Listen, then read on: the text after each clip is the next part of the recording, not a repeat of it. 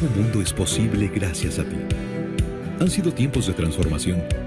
Juntos hemos logrado innovar, inspirar e impulsar la educación.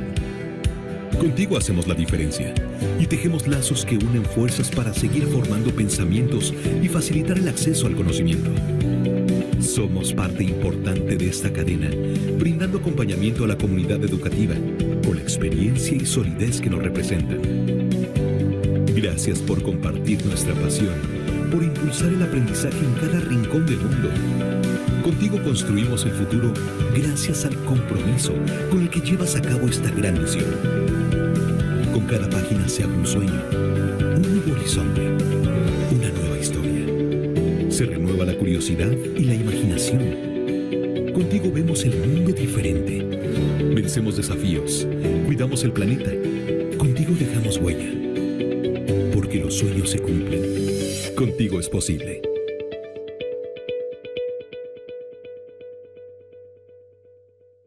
Bien, pues muchas gracias. Es un gusto para nosotros contar con la presencia de Agustín Cadena, uno de nuestros autores. Así que hoy estamos de gala, de manteles largos, porque está con nosotros el autor de una de nuestras novedades.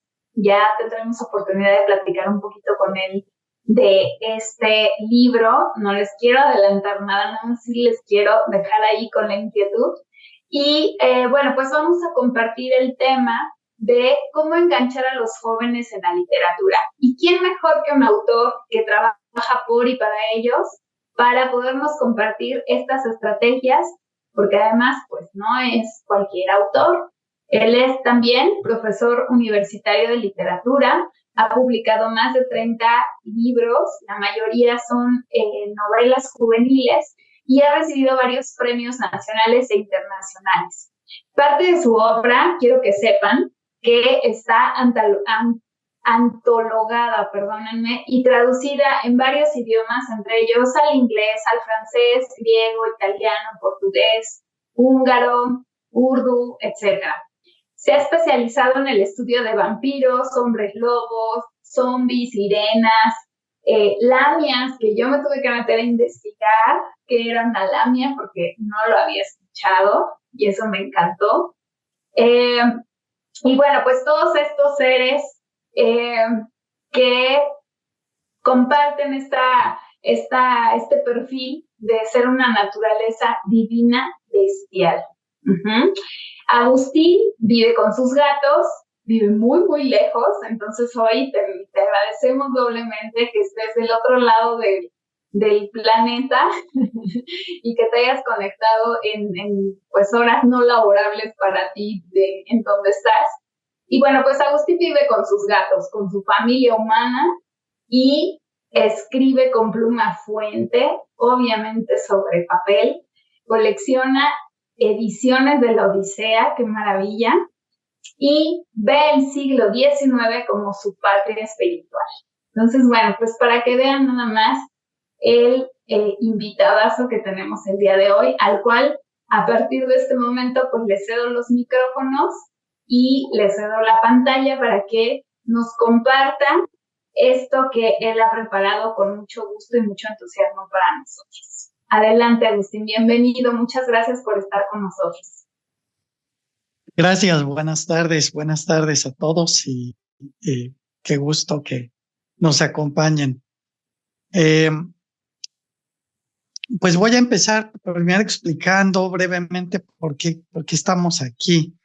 La idea original es celebrar el lanzamiento de mi nuevo libro, del cual les voy a hablar un poquito al final, porque no es el tema principal de esta sesión.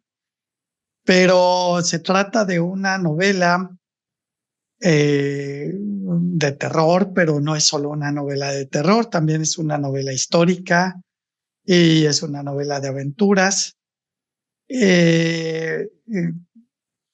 una novela de iniciación, también se les llama así a esas historias en las cuales se va siguiendo la transformación de un niño en un hombre o de una niña en una joven mujer. Entonces también es una novela de iniciación y también es una road novel, es decir, una novela de un viaje físico, como la Odisea de la cual acabamos de hablar. Entonces, me voy a saltar un poco la descripción del libro para el final, pero sí quería explicarles que esta sesión se va a concentrar principalmente en la literatura de terror.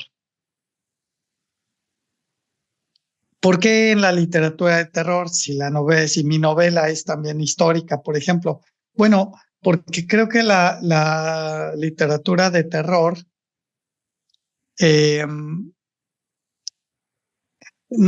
tiene muy mala fama entre muchos maestros y padres de familia.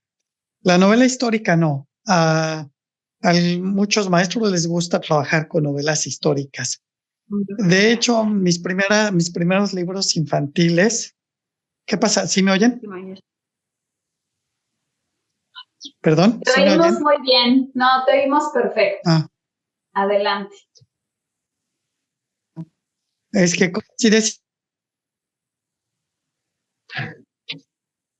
yo que de hecho mis primas que andan por ahí todavía circulando, La Guerra de los Gatos y Los Iluminados. Entonces yo sé que trabajar con novelas históricas en clase es relativamente cómodo.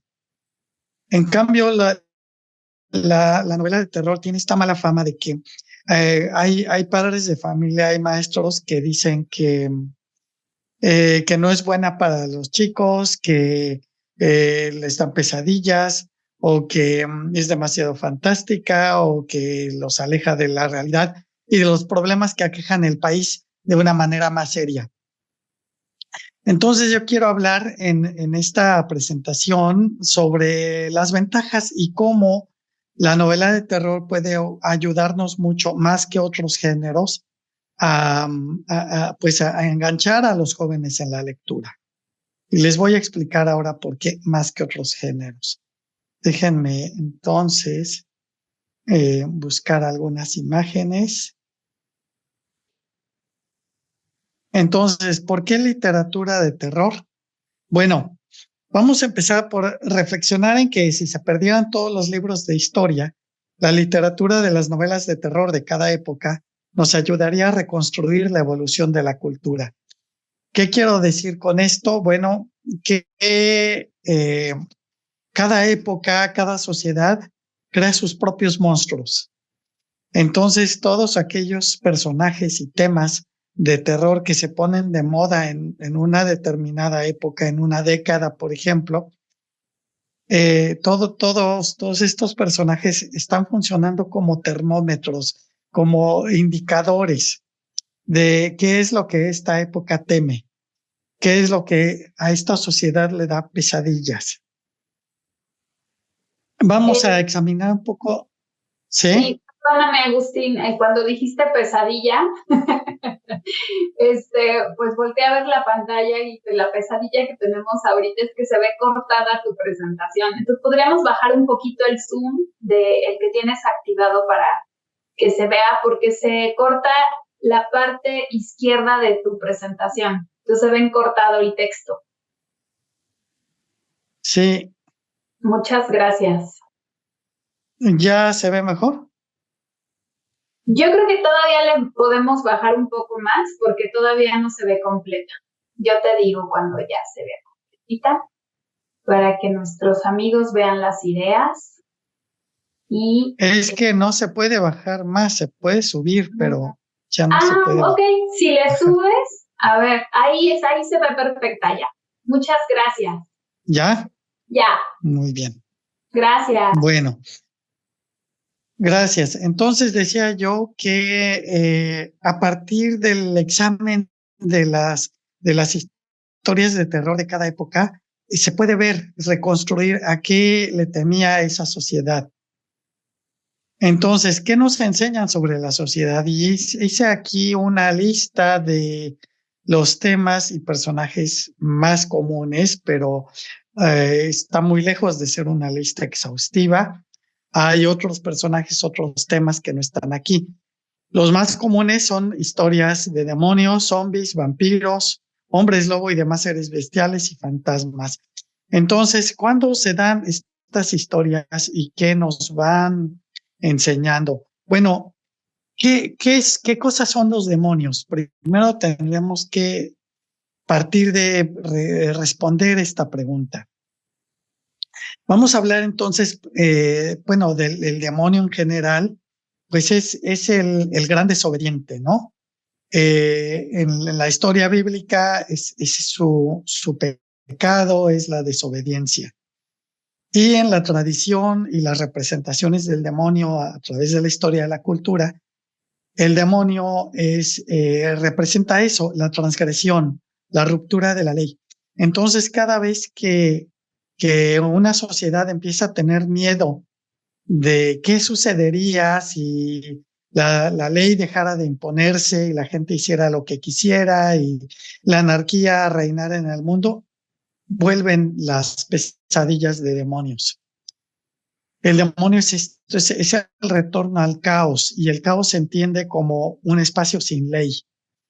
Entonces, normalmente eso va sucediendo. Vemos históricamente una época en que estuvieron muy de moda los demonios, fue en el Renacimiento, cuando empezó a formarse más la iconografía del demonio que conocemos.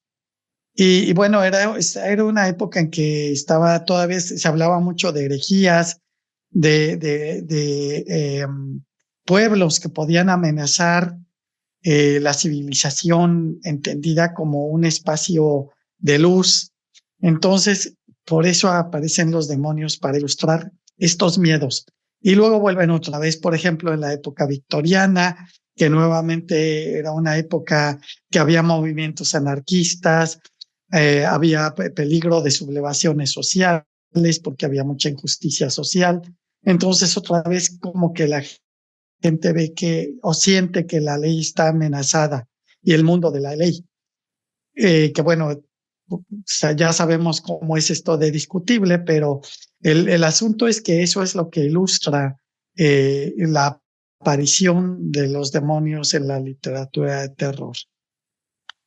Y bueno, me voy a saltar de los zombies para hablar de los vampiros, luego regreso a los zombies, porque los vampiros generalmente los vemos como demonios.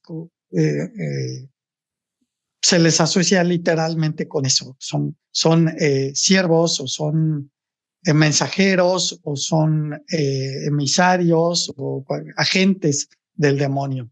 Solo que los vampiros tienen una cosa que los hace diferentes, que los hace demonios de una clase en particular. Y es que tienen una fuerte carga erótica. En todas las épocas, desde que aparece el vampiro como personaje, tiene esa carga erótica. Entonces, los vampiros vendrían siendo una forma moderna de la idea antigua de los súcubos y los íncubos, que eran los demonios sexuales que se presentaban en el mundo material para tentar y hacer caer a los varones virtuosos y a las mujeres virtuosas. Entonces, cuando aparecen los vampiros en la literatura de terror, en esas épocas en que se empieza a mover mucho la discusión sobre sexualidad. Los vampiros más clásicos de la época moderna aparecieron en la época victoriana, cuando ciertamente es quizá la época de más represión sexual. Muchas veces la gente piensa que entre más lejos nos vamos en el tiempo, más represión había, pero no era así. En la Edad Media, por ejemplo, había bastante libertad. En el siglo XVIII, bueno, fue un siglo de libertinaje. Es en realidad en la época victoriana cuando aparece también el concepto del adolescente y de este periodo de formación. El niño debía convertirse en una persona respetable para luego ya ser capaz de recibir la herencia económica y social de la familia. Entonces, esto requería que hubiera mucho control sobre la conducta, sobre todo sexual, de las personas. Y entonces aparece el demonio como esta personificación, esta imagen de la tentación a evitar. Después, bueno, empieza a relajarse un poco la preocupación sobre esto, pasan un poco de moda, lo vuelven y así. Y recientemente, cuando otra vez se pusieron de moda, fue cuando empezó más en serio toda la discusión sobre los derechos de las minorías sexuales y los grupos LGBTQ, etcétera. Entonces, cuando empezó esto a tomar el lugar que tiene ahora en el centro de la discusión sobre lo que debe ser el mundo políticamente correcto, fue cuando empezaron a volver a la escena. Y bueno, vamos a volver un poco al tema, pero paso ahora a los zombies. ¿Qué significan los zombies como pesadilla social?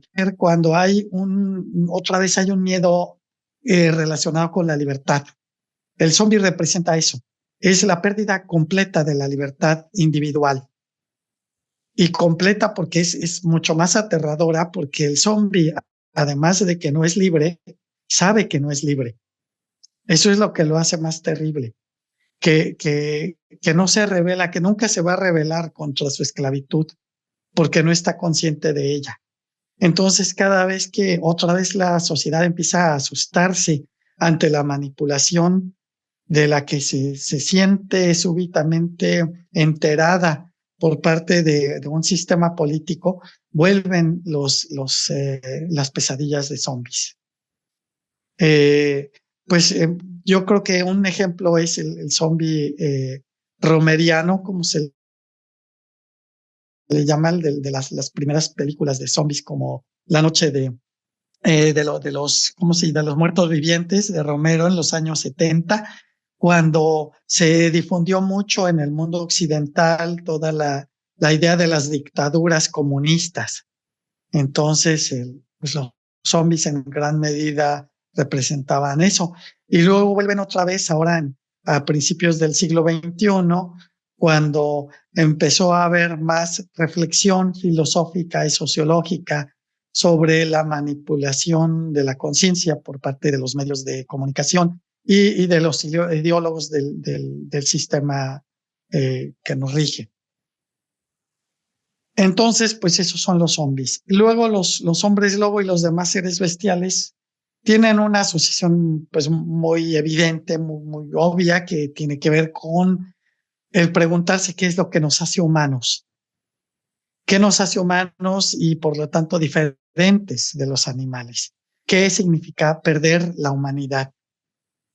Porque todos estos hombres lobo y los otros seres a que me refiero aquí son las sirenas, las lamias, que son mujeres serpientes, y otros monstruos que vienen desde la mitología griega, como los centauros, el minotauro, las arpías. Todos estos personajes nos llevan a reflexionar sobre esto, casi siempre con miedo, porque los humanos de esta civilización occidental tendemos a pensar que somos mejores que los animales. Entonces, como que nos da miedo pensar que pudiéramos parecernos a los animales, de rebajarnos a la condición animal o a la naturaleza animal. Entonces, pues esta clase de monstruos aparecen cuando una sociedad empieza a tener este miedo.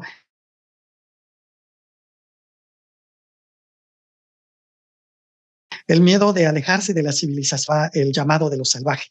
¿Qué sucedería si de pronto, como el hombre lobo, nos volviéramos sensibles de una manera animal a los ciclos lunares o a los estímulos del instinto? Entonces perderíamos el control sobre nosotros mismos. ¿Es eso lo que nos hace humanos? ¿O qué es lo que nos hace humanos? Y pues eso es lo que ilustran esta clase de fantasías. Y por último, los fantasmas.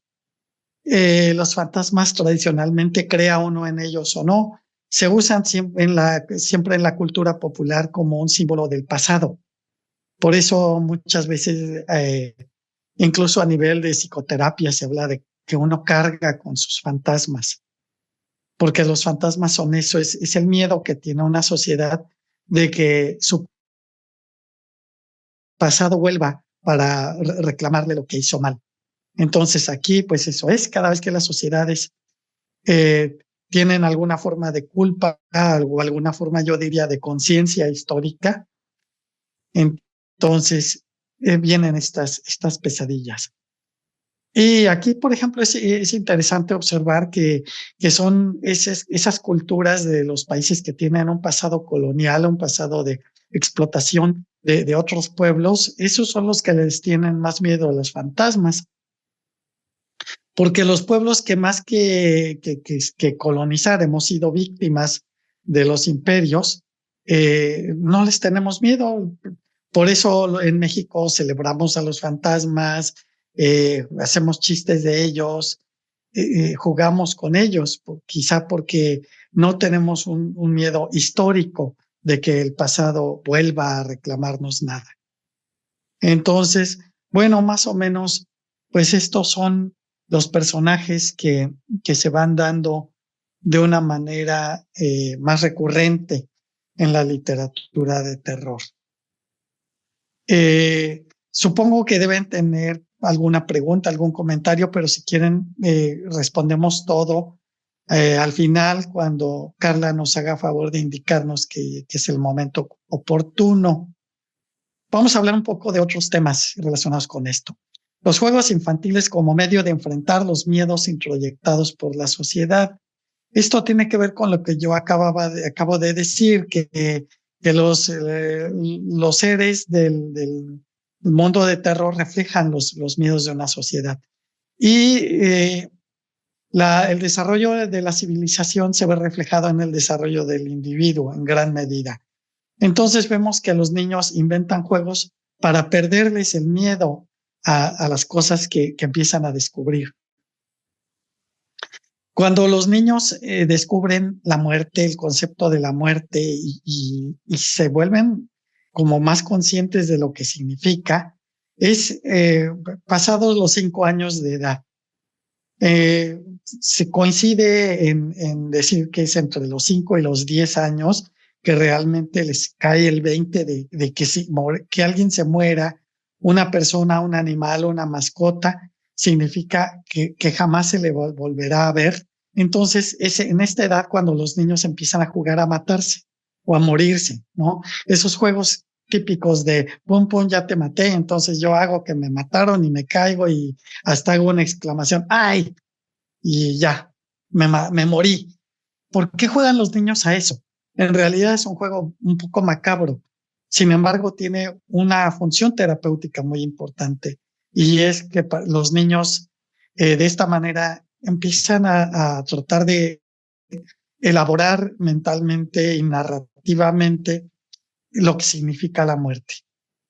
Y luego más o menos también a la edad en que empiezan a hacerse conscientes de todas estas cosas, empiezan a desarrollar juegos de ser animales, en los que el niño, la niña o su compañero de juegos es un animal, ¿no? Entonces estos juegos en los que el niño se monta en el papá y entonces el papá es un caballo, cosas así, les ayudan a los niños a considerar los límites de lo humano y qué tan importantes son estos límites.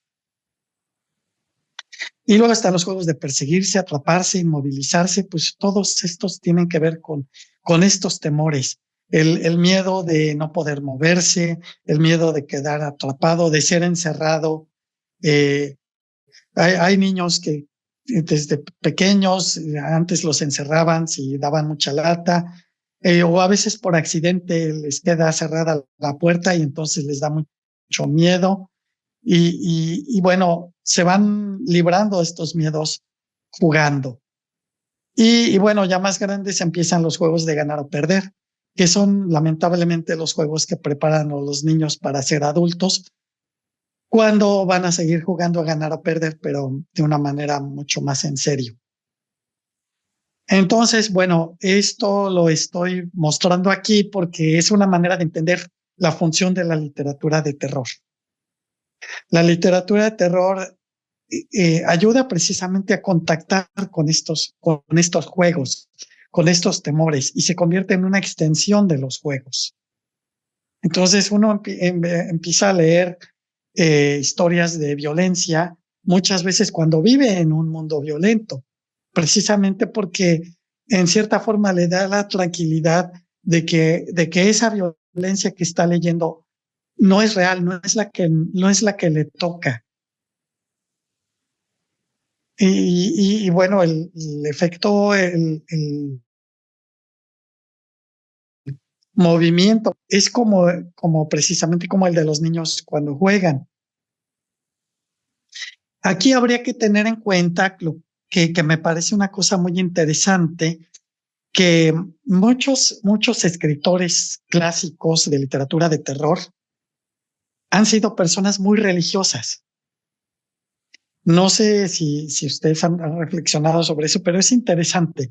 Por ejemplo, tenemos los casos de Bram Stoker y Anne Rice, fuertemente católicos.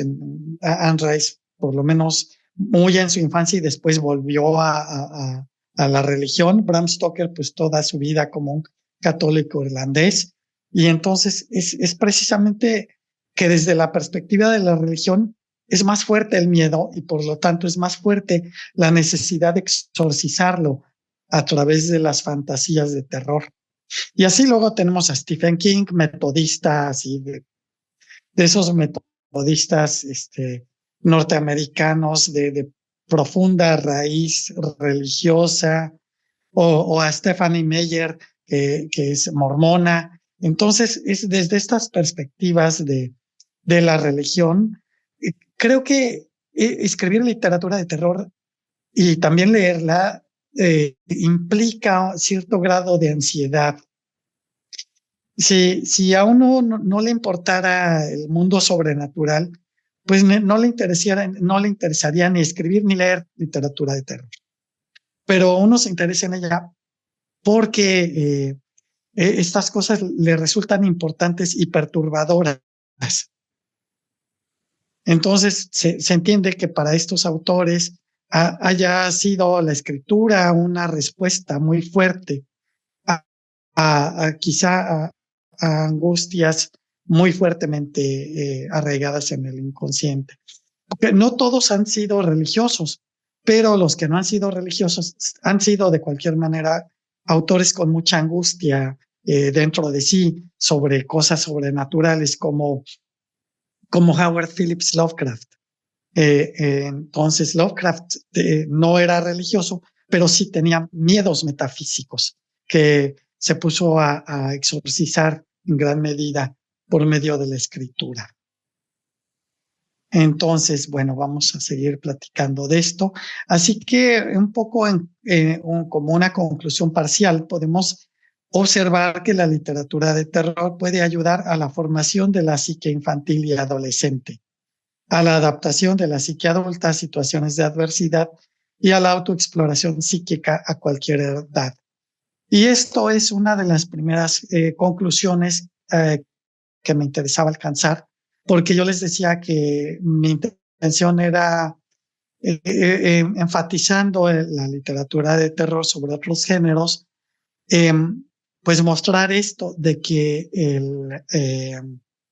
no es una cosa que deba excluirse, exiliarse de las aulas. Al contrario, es un instrumento muy útil para maestros y padres de familia, para trabajar con los más chicos, pero incluso para trabajar con uno mismo. No sé cuánto tiempo más tenemos, Carla. Todavía tenemos unos 20 minutos, así que...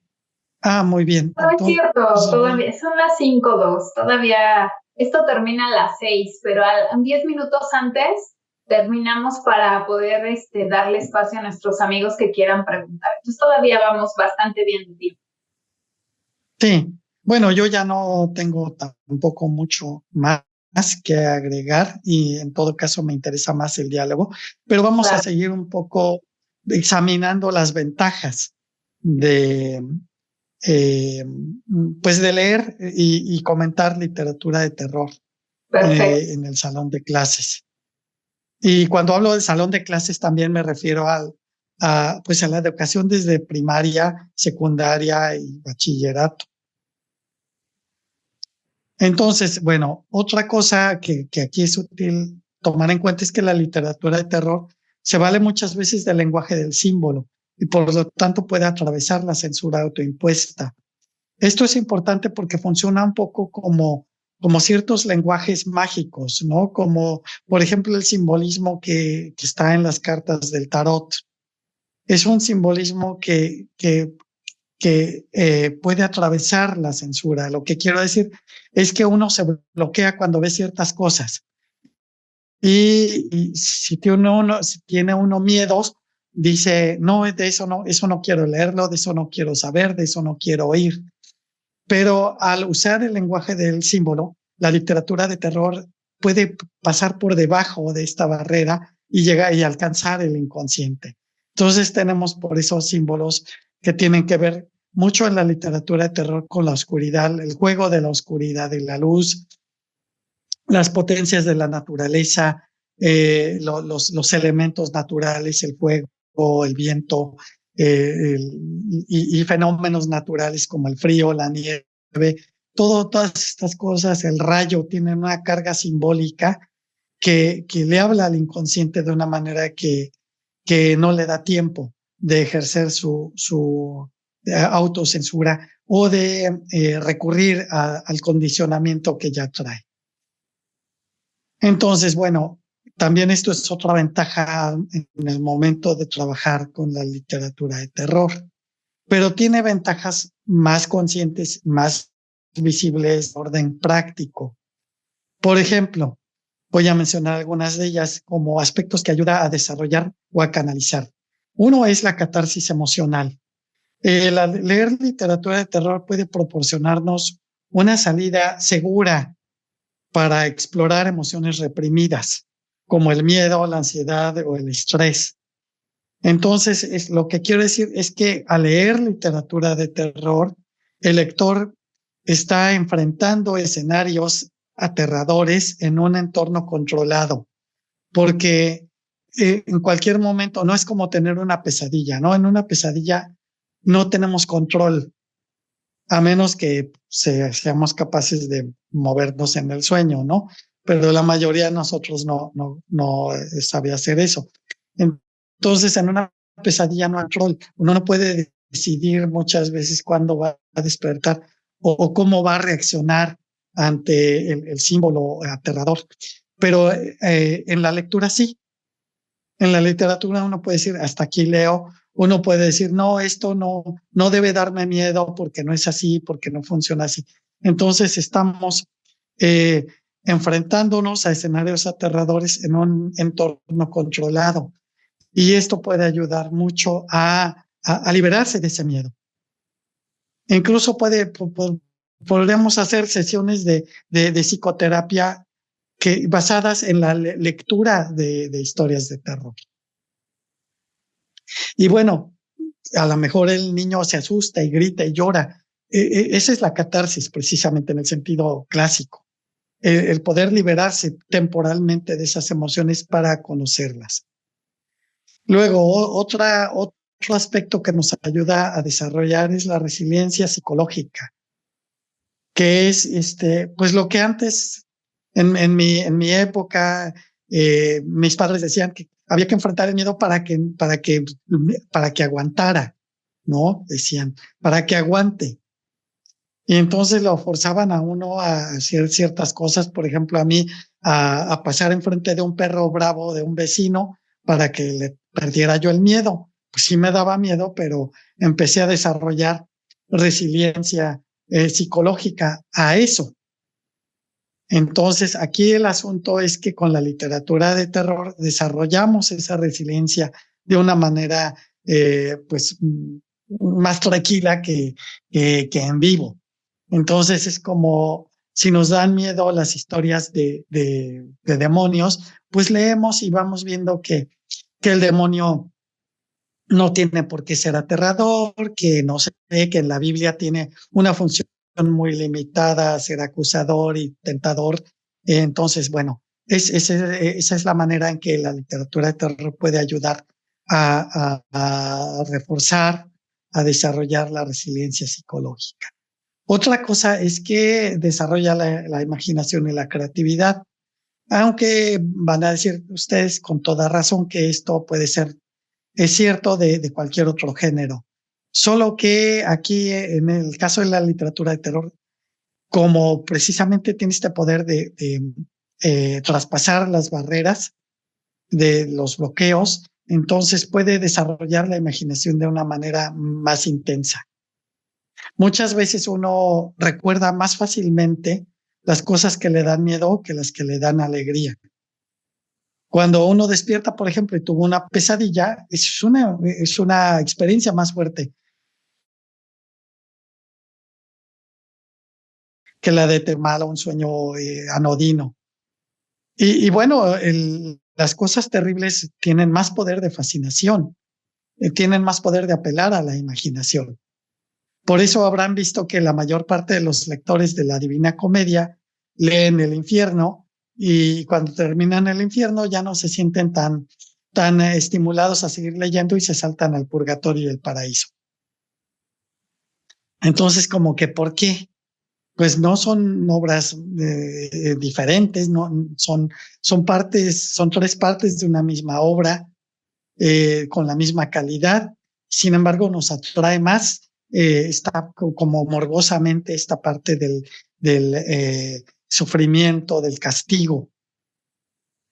Y lo mismo podemos verlo con otros autores, por ejemplo, con Shakespeare. La gente se siente más fascinada, el lector común, por sus tragedias que por sus comedias. Las tragedias son las que más recordamos, las que más admiramos. Y las novelas que nos hacen llorar también son las que más recordamos. Entonces, esto significa que la imaginación tiende a ser más estimulada por las cosas más terribles. Así que sí hay una diferencia. Aunque todos los géneros estimulan la imaginación y la creatividad, en ciertas personas que no tienen esto muy desarrollado, puede ser más fácil empezar a desarrollarlo a través de la literatura de terror. Luego, la literatura de terror también ayuda a desarrollar la empatía y la comprensión, porque en todas las historias de terror siempre hay el personaje que tiene miedo o el personaje que tiene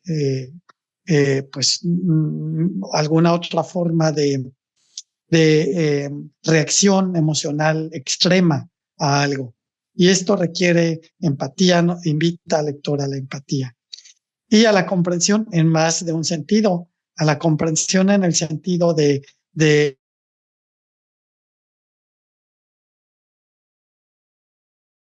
decir, bueno, todo bully fue víctima del bullying cuando era más pequeño y cosas así, pero también comprensión como comprender el fenómeno en sí. Entonces, esto también es otra ventaja de la literatura de terror. Y luego, las últimas que yo estuve considerando son la exploración de temas históricos, sociales y culturales, que un poco fue por donde empecé.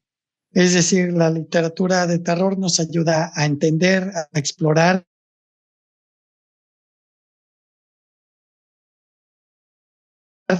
en una época determinada, que puede ser el presente o una época del pasado que nos den ganas de estudiar. Y sus aspectos culturales, porque no solo hay un otro en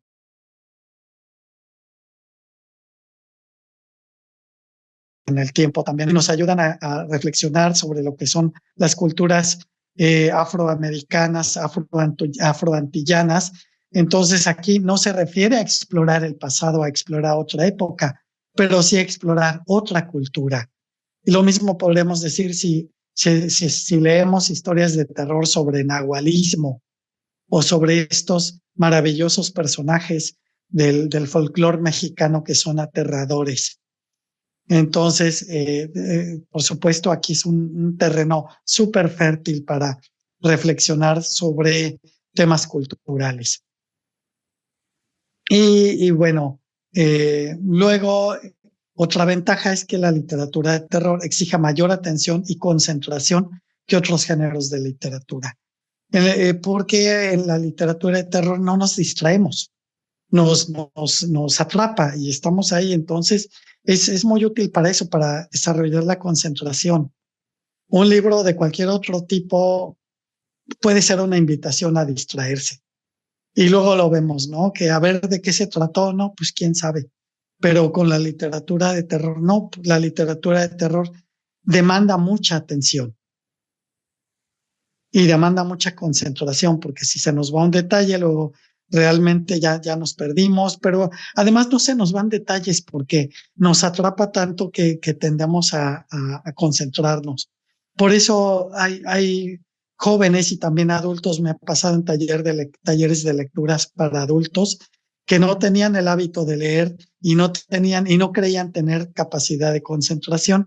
Y luego, gracias a la lectura de una obra de terror, se dan cuenta de que sí tienen esa capacidad y de que sí les gusta leer. Y luego está el desafío intelectual. La literatura de terror es como la literatura policíaca, y de hecho muchas novelas de terror son policíacas, o muchas novelas policíacas son de terror. Es un desafío intelectual porque desafía la lógica, ¿no? Porque se van dando pistas que el lector debe seguir, el lector tiende a sentir, a emocionarse, creyendo que se adelanta a la conclusión, que ya sabe quién es el asesino o quién es el monstruo. Entonces, hay una estimulación intelectual diferente, más fuerte que con otros géneros. Y en la literatura de terror también tiene que ver con la explicación de qué es, si algo es sobrenatural o no, si fue real o no, si el protagonista realmente lo vivió o no. Se ve mucho, por ejemplo, en el caso de los cuentos de Edgar Poe, porque son cuentos de terror, pero en la mayoría de ellos hay una explicación, que es que el protagonista está bajo el efecto del opio,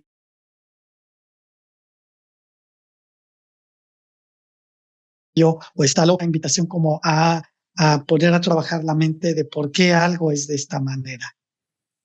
Y por último está la conexión con la comunidad, porque la literatura de terror, aunque el terror es un efecto individual, pero en las novelas que son más comunes, suele ser un acontecimiento que afecta a una comunidad pequeña o grande.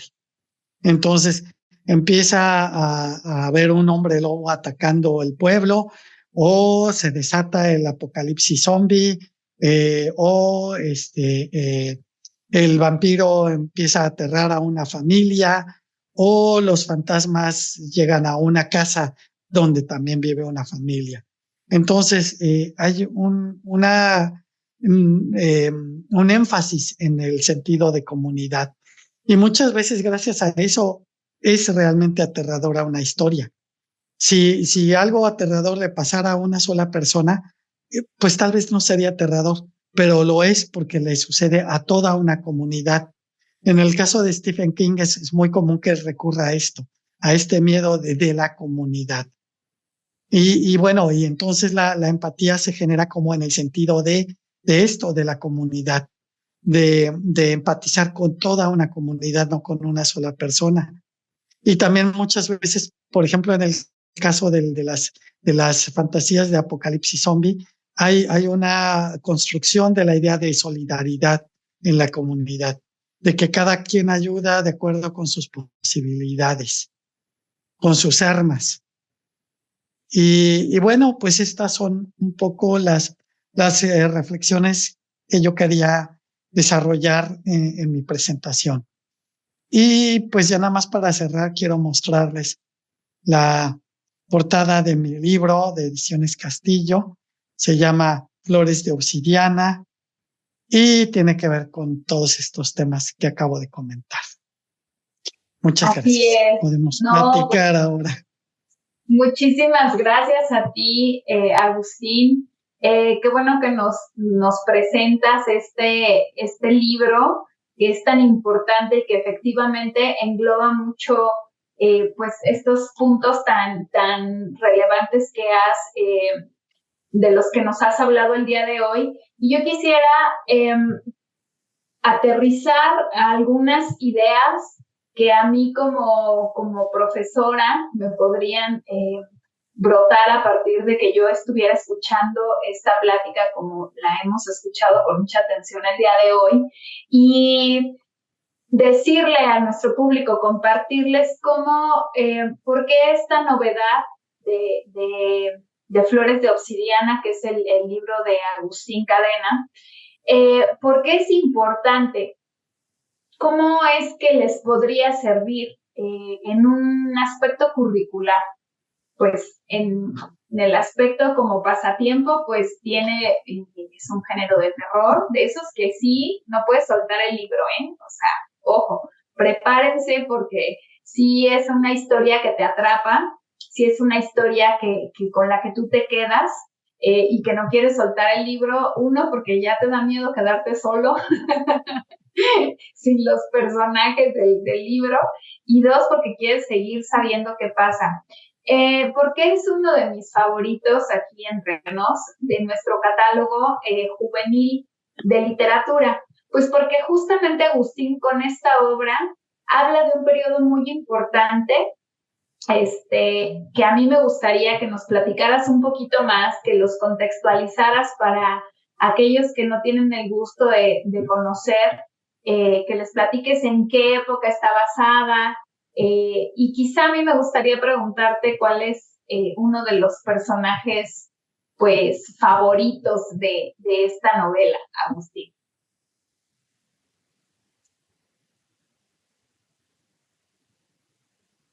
Sí,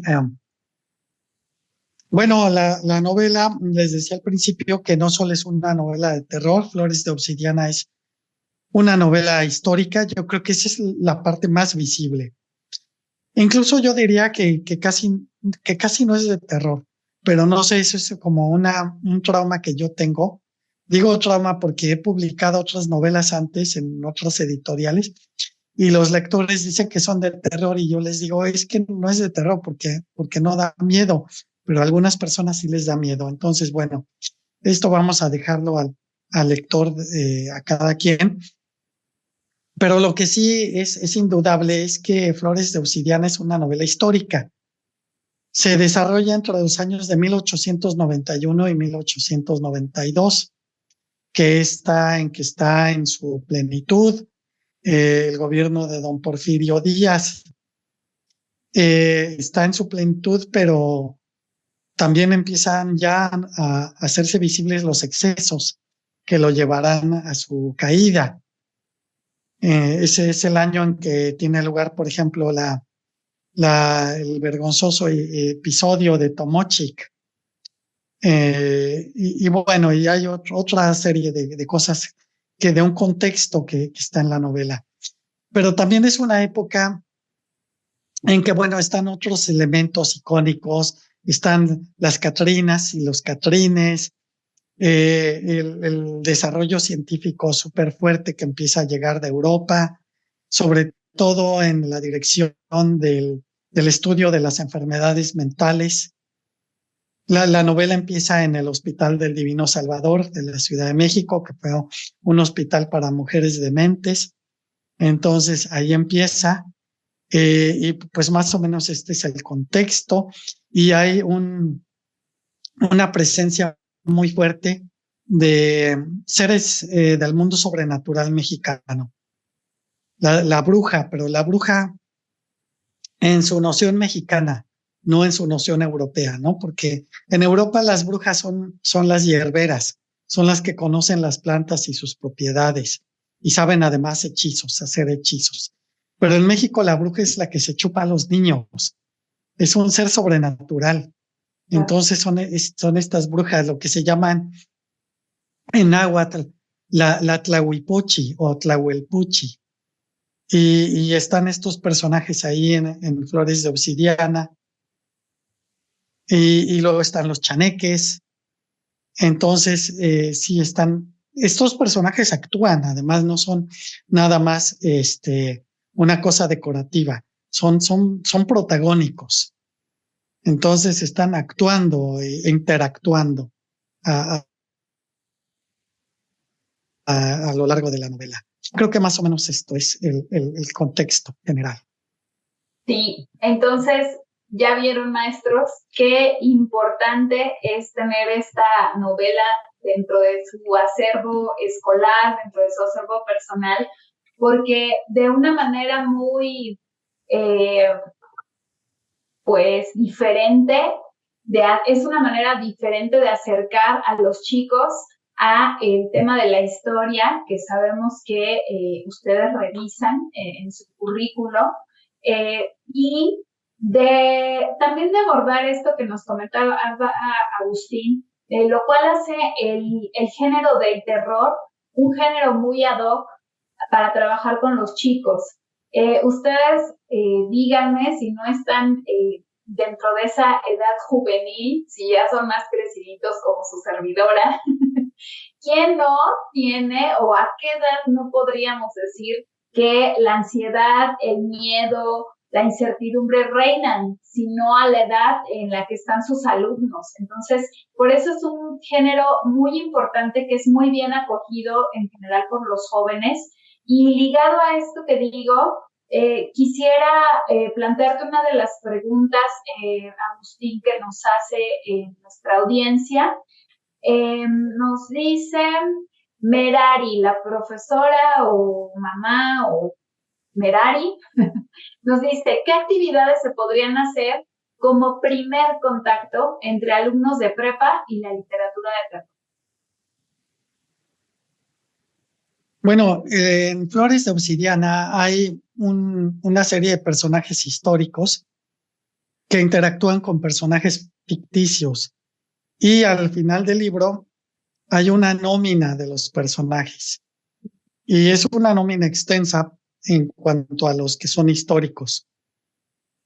Entonces, yo creo que esto lo planeamos porque yo creo que es una posibilidad muy buena de trabajo en clase, es que los alumnos, los jóvenes lectores, investiguen quiénes fueron todos esos personajes. Claro. Incluso los personajes del mundo sobrenatural, no todos los inventé yo. Algunos están ya en la cultura, son leyendas. Por ejemplo, Tzipitío es una leyenda muy común de un chaneque muy poderoso del sureste mexicano y de Centroamérica. Entonces, ese es un personaje que yo no inventé, que está ahí y que se puede investigar fuera de mi libro. Así que hay una lista grande de cosas para estudiar. No sé, desde no solo los personajes, sino también temas como cómo era el tratamiento de las enfermedades mentales antes del siglo XX, o cómo era el tratamiento de otras enfermedades, porque uno de los personajes importantes de la novela es un médico, entonces también por ahí hay otra parte interesante que yo quería explorar, cómo se veía el tratamiento de la enfermedad mental o las diferencias en la manera de percibir el mundo. Incluso hay referencias a problemas de drogadicción. En la época porfiriana se conseguía el opio muy fácilmente. Era pues un analgésico común. Se usaba opio para el dolor de muelas. Y había gente que ya era drogadicta, porque parecería como que hoy diríamos que es que antes no había drogadictos, dicen algunos adultos que de los que les gusta idealizar su propio pasado, ¿no? Es que antes tan bonito que era México no había drogas. Por supuesto que había drogas y había drogadictos. Entonces, ese es otro tema que se puede explorar muy bien gracias a mi novela. Qué interesante. Fíjate que ese dato no lo traía yo muy en la mente, pero sí tienes razón. Es otro tema de los cuales se tienen que abordar en algunos recintos educativos con mayor apertura, pero de alguna u otra forma se hablan, porque los chicos lo hablan, ¿no? Es invariable que ellos lo traigan a la mente. Y para los que están preguntando que a partir de qué edad, ¿a ti te gustaría, Agustín, hacer alguna recomendación de edad? Yo ahorita les contestaré de acuerdo al catálogo y a la clasificación de Castillo, pero ¿tú crees que tu libro tiene alguna edad donde haya esta experiencia vivencial como para sacarle más jugo, más allá de los años, que sabemos que los años pues a veces no es un radar muy exacto, pero a ti te gustaría decir que hay alguna edad, a recomendarlo a partir de alguna edad? Lo que puedo responder es con base en la experiencia que he tenido con mis novelas anteriores, que también son de temas así. Una es de zombies, otra es de fantasmas. Y es que mis lectores más entusiastas, que más han leído los libros con más profundidad, han sido de tercero de secundaria y de nivel bachillerato. Creo que antes de tercero de secundaria no funciona tan bien, pero ya a partir como de esa edad, de los 14, 15, 16, 17 años, sí he tenido mucha respuesta. Desde chicos que han hecho concursos de dibujar a los personajes o han hecho performance basados en las novelas y eso. Entonces sí, creo que en esa edad funciona muy bien. Sí, justamente es la edad en la que Ediciones Castillo les recomienda esta obra. Esta obra forma parte de nuestro acervo de la serie roja, y la serie roja pues siempre la recomendamos a partir de los 16 años, de los 14, 16 años, pero obviamente pues esto, como comentaba hace un momento, pues es una recomendación, no es un impedimento, porque sabemos que, bueno, hay lectores muy expertos que ya pueden tener como esta soltura, ¿no? Este bagaje histórico, este bagaje también lector, porque a medida de que tú vas leyendo más sobre el género, vas entendiendo más fácilmente esta relación que hay psicológica entre por qué te atrapa, como lo comentabas, Agustín, por qué el miedo da tanta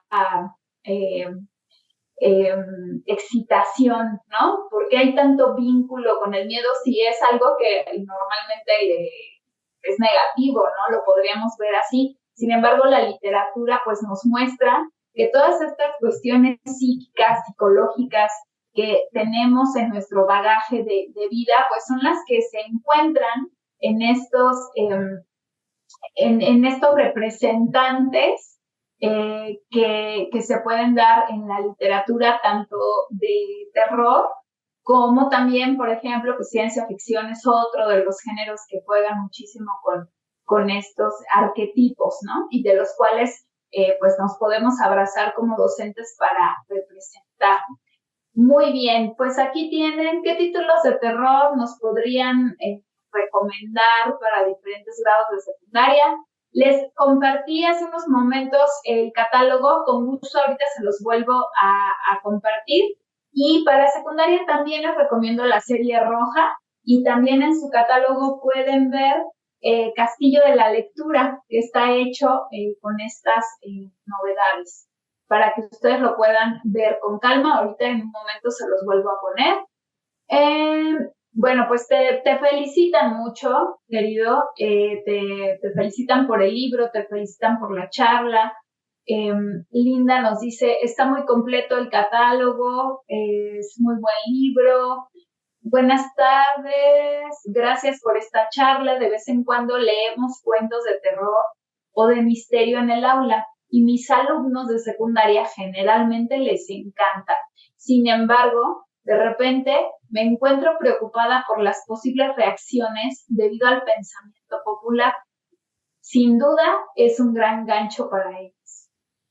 Sí, este libro les va a encantar. Y como bien decía Agustín, y volviendo un poco a la pregunta de las estrategias, pues también sería muy interesante que se hiciera una exploración literaria, que se hiciera una exploración transversal entre los contenidos que ustedes están viendo en el momento, como decíamos, el momento histórico, todos estos datos que cruzan, ¿no? Podrían ir hasta hacer una lectura al castillo de Chapultepec, si es que se encuentra en la Ciudad de México, y si no, pues nuestro país tiene una inmensidad, ¿no? De lugares, ahorita que decías el Porfiriato, bueno, pues pueden ir a Bellas Artes, a alguna vía del tren, de algunos de estos espacios tan bonitos que pues sin duda fueron una aportación de la época.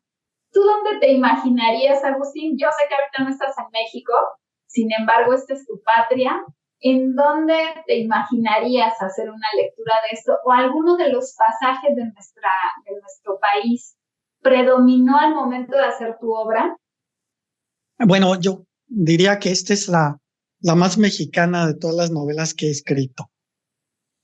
Y la novela la empecé hace 3 años junto con la pandemia, y fue una reacción al hecho de que me dio una nostalgia así terrible, que la única manera de exorcizarla pues era escribir sobre México, era pasear por las calles de la Ciudad de México en mi imaginación.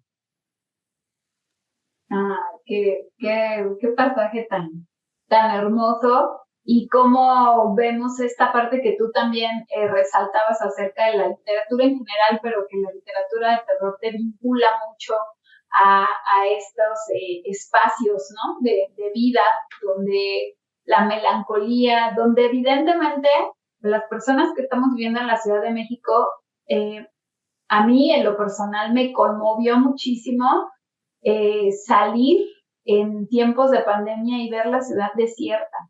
Realmente fue muy impactante el ver pues los monumentos vacíos, las calles vacías, cuando aquí hay vida las 24 horas. Fue algo muy, muy aterrador, muy conmovedor, muy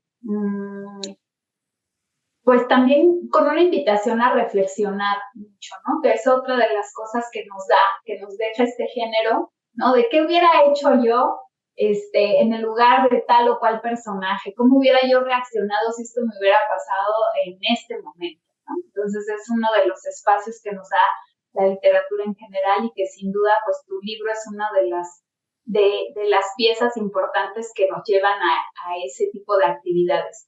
Fíjate que hay otra pregunta de Lisbeth Ortega. Dice, ¿a qué otros escritores de terror mexicanos recomiendas para su lectura? Generalmente nos saltamos entre escritores anglosajones como Poe o Lovecraft. Me encantó lo que comentó el maestro Agustín sobre que la literatura refleja miedos de las épocas y de los lugares. ¿Tú a quién más les recomendarías mexicano? ¿Algún colega, Agustín, que te haya gustado? Yo tengo ahí un par de recomendaciones, pero a ver, por favor, el honor. Pues yo diría que mejor vean el catálogo de Castillo, porque como les decía, yo les explicaba hace un momento, también depende mucho pues de qué tanto miedo le den a uno las cosas. Es decir, a mí no me da miedo la literatura de terror, porque siento que los seres de esta literatura siempre están cerca de mí. Entonces me encanta escribir sobre ellos, pero no puedo leerlos como literatura de terror. No puedo leer historias de fantasmas como de terror, porque fíjense cómo es de diferente la manera mexicana de percibir esto, que nuestra novela más importante, la novela mexicana más importante, es una novela muy breve en donde todos los personajes están muertos desde el principio. Y claro, me refiero a Pedro Páramo, ¿no? Claro. Y no es una novela de terror. Claro. Sí, tienes toda la razón. Sí, tienes sin duda toda la razón. Pues no sé, ahí les volvería a dejar el catálogo de Castillo para que ustedes le den una leída. Tenemos algunos otros libros también de estos géneros para que ustedes exploren, porque sí, como bien dice Agustín, la lectura es eso, es un ejercicio muy personal.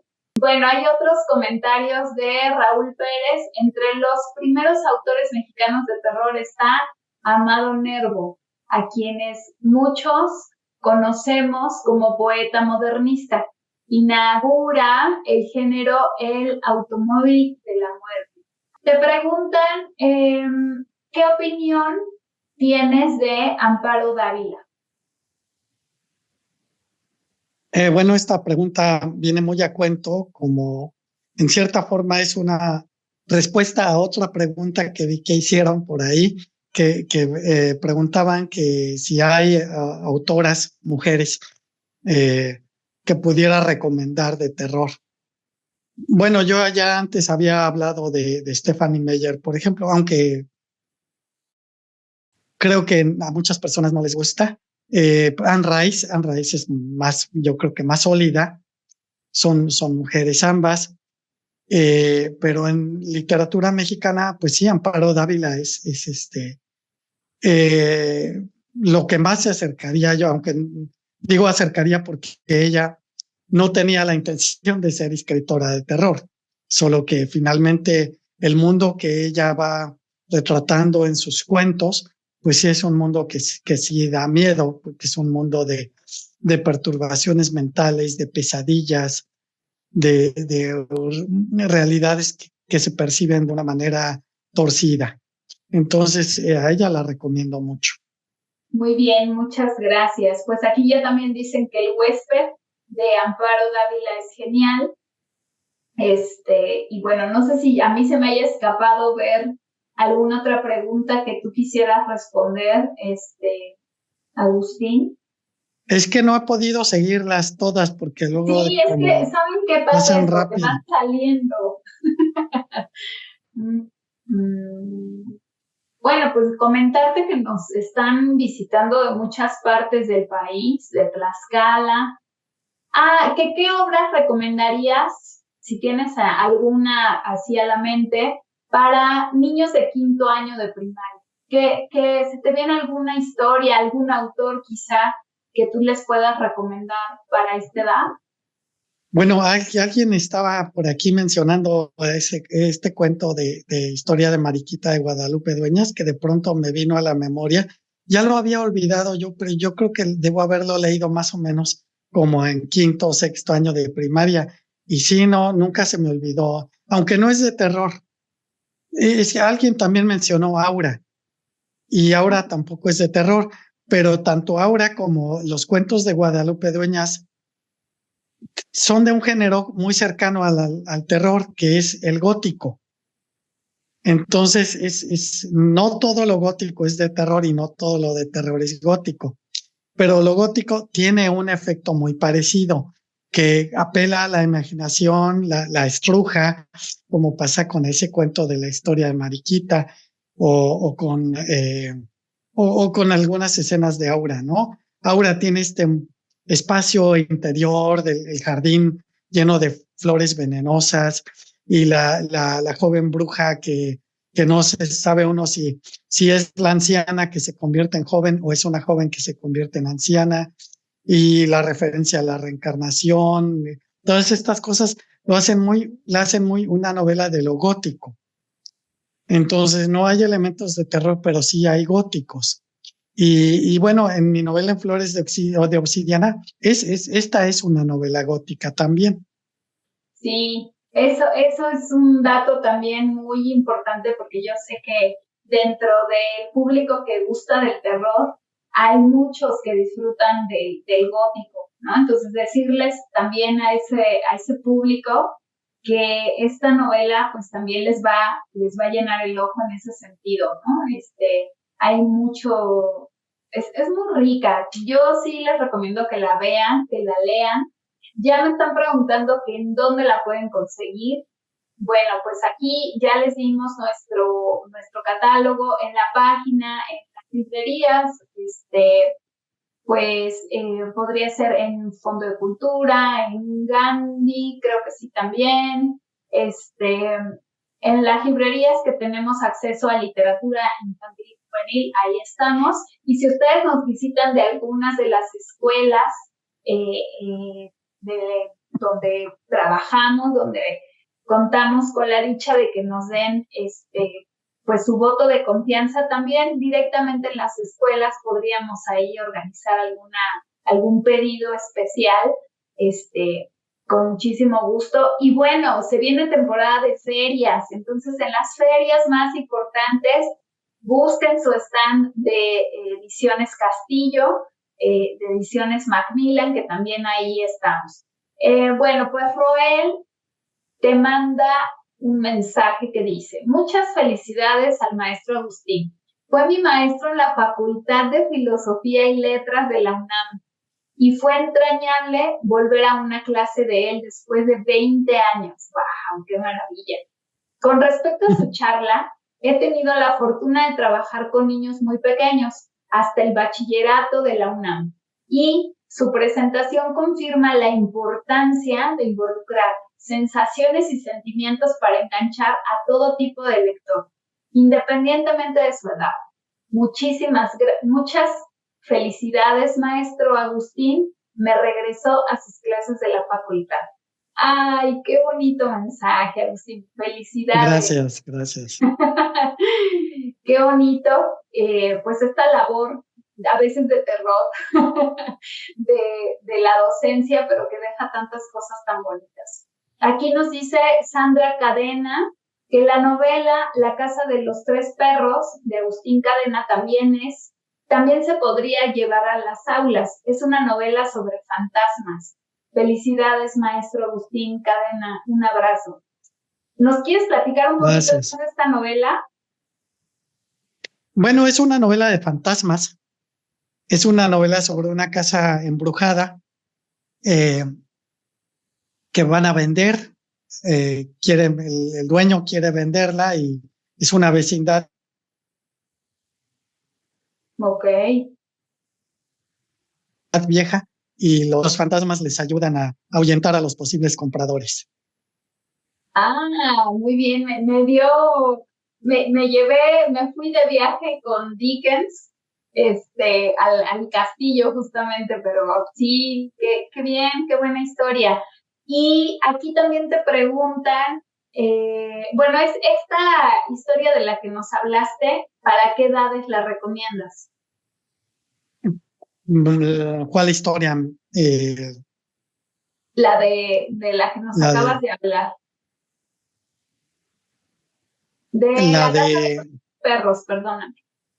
Pues esa, la editorial Fondo de Cultura Económica decidió moverla como un libro para secundaria y creo que sí, está muy bien ahí para los 3 grados.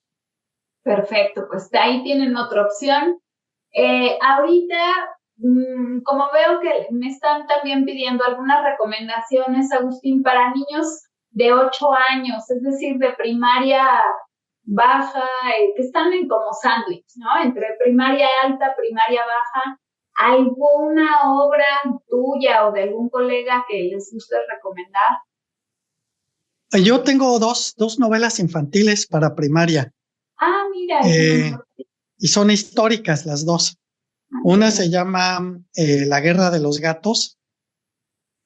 Es sobre la Revolución de 1910. Y la otra se llama Los Iluminados y es sobre la Revuelta Cristera. Y las dos son para primaria y también han funcionado bien. De hecho, por La Guerra de los Gatos me dieron el Premio Nacional y las dos están en la editorial Progreso del Vives. ¡Wow! Qué interesante. Pues muchísimas gracias por esa recomendación.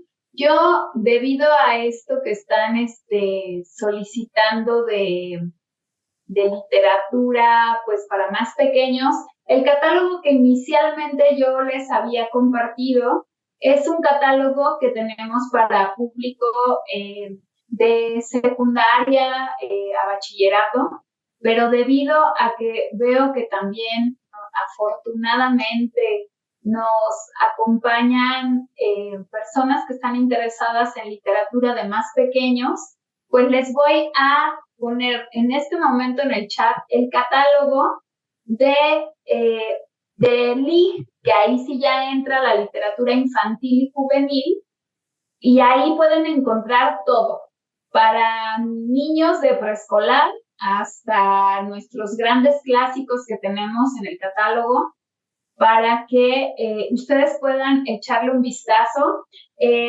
Anuncios que tenemos muy importantes de hacerles justo para este público. Este año, Ediciones Castillo ha tenido la dicha de lanzar su sello de Castillo Comics. Entonces van a poder ustedes encontrar ahí un bagaje de historias, de novelas gráficas, de cómics que van para niños desde primaria hasta los más grandes, hasta para nosotros. Entonces hay varias historias hermosas que ustedes van a poder disfrutar. Visiten nuestro catálogo, por favor, para que ustedes puedan ahí seleccionar alguno de estos temas que trabajamos y que son tan importantes. La novela gráfica tiene algo que justamente las historias de terror nos impulsan, que es a crear las imágenes, ¿no? La novela gráfica nos da una ayudada con eso y pues también nos permite echar a volar la creatividad, que era una de las ventajas que les comentaba el maestro acerca de la literatura, ¿no? Y pues resaltar este tema del espejo social. Me encantó este comentario que hiciste acerca de el reflejo que hay entre la literatura de terror y el momento social en el que vivimos. Entonces, ¿quisieras comentar algo más de este punto o de algo, Agustín, de lo que hemos platicado? Sí, bueno, hace un momento algo dijiste sobre algunos participantes que son de estados de la provincia. Solo quería aclarar, porque creo que da la impresión de que Flores de Obsidiana se desarrolla totalmente en la Ciudad de México. Quería aclarar que no, se empieza en la Ciudad de México, pero luego la acción se va desplazando hacia el oriente y entonces muchas escenas tienen lugar por los caminos de Puebla y hasta partes de Veracruz. Qué maravilla, pues sí, la ruta del Porfiriato. Entonces, nuestros amigos que viven al interior de la República, pues no se van a dejar de sentir identificados con estos paisajes. Es algo que van a disfrutar muchísimo, sin duda, al lado y gracias a tu pluma. Entonces, muchas gracias por eso, maestro. Aquí nos preguntan, bueno, algunos títulos de novelas gráficas. Híjole, les voy a contar brevemente un listado de las recomendaciones de estas novelas gráficas. Voy a ir desde primaria a los más grandes y les voy a platicar de las más representativas todas. Hay una gran variedad. Ojo, no solamente son autores extranjeros, tenemos autores mexicanos, que eso es muy importante mencionarlo. Una de nuestros títulos de cómics, de Castillo Comics, es Luna Ranchera, que está multipremiado. Es una historia de nuestro querido Rodrigo Morlesí, es para primaria. Tenemos otra de nuestras novedades en Castillo Comics, que les podría recomendar ampliamente desde primaria alta hasta bachillerato. Así de bueno este libro, que nos permite esa amplitud de edades. Es Jazmín, que es una novela gráfica de Ibar Dacol, que es en este año el autor también de nuestro catálogo, altamente recomendado para esas edades. Y me gustaría mencionarles alguna otra. Aprendiendo a decir adiós, que es una novela gráfica de una autora china. Entonces, pues con esto se podrán dar idea de lo internacional que andamos, aunque siempre nos gusta mucho presumir lo que se hace en México. Y bueno, pues sin duda alguna, nuestras flores de obsidiana es una de las consentidas que vamos a poder explotar en esta feria, en esta FIL, que vamos a estar ahí presentes para poderles presentar pues todas las novedades que tenemos en todas las ferias que comienzan ya pronto y que ahí pueden adquirir sus libros. Aquí otra vez me preguntaban, en la Ciudad de México, ¿dónde los podemos adquirir? Fíjense que en la librería que está en IBI Internacional, que está en la calle de Goya, por Mixcoac, en la librería la tienen muy bien surtida con nuestro catálogo. Ahí sin duda van a poder encontrar todas nuestras novedades de todas las edades. Así que pues los invito también a visitar esta librería. Muy bien, pues muchas felicitaciones te mandan, nos dicen que no sea la última vez, que vengas más seguido, que nos visites y darle un especial agradecimiento a Agustín, porque insisto, ¿qué hora es allá donde estás, Agustín? Van a ser las 2 de la mañana. Fíjense nada más, ya te vamos a dejar dormir, te agradecemos muchísimo el esfuerzo por estar aquí despierto con nosotros y pues el interés de estar con tus lectores. ¿Qué sería de un libro escrito con mucho amor y con mucho conocimiento y con mucha investigación de por medio si no hay un lector que lo abra y le dé vida a todas esas historias? Entonces, pues te agradecemos muchísimo. Así es, sí. Maestro, muchas gracias por tu plática. Muchas gracias a todas y a todos.